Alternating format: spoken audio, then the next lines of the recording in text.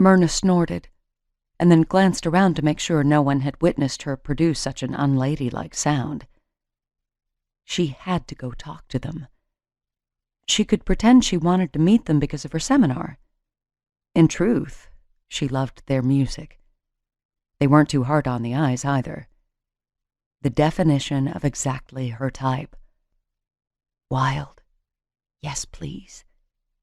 Guaranteed to give her exactly what she needed after the day she'd had.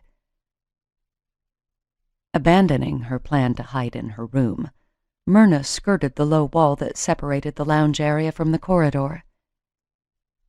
She paused in front of Brian, who was struggling to crawl to his hands and knees. She set her lumpy laptop case on the floor and bent to help him to his feet. The instant she touched his arm, her heart skipped a beat and then began to race. Animal magnetism. He had it. Hello, Mr. Welcome Diversion. His gaze drifted up her legs and body, his face slowly tilting into view. He had features a sculptor would love.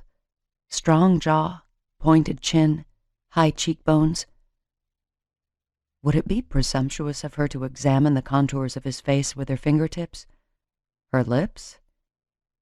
She forced her attention to her hand, which gripped his well-muscled upper arm. "Be careful with this arm," she said.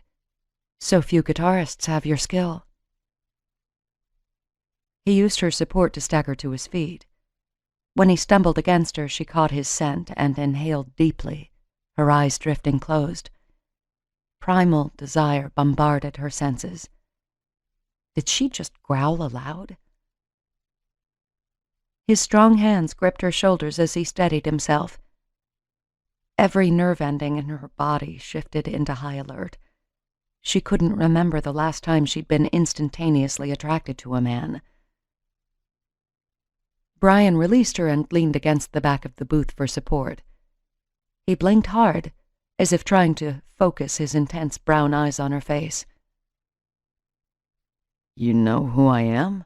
he asked, his voice slurred. She smiled and nodded eagerly.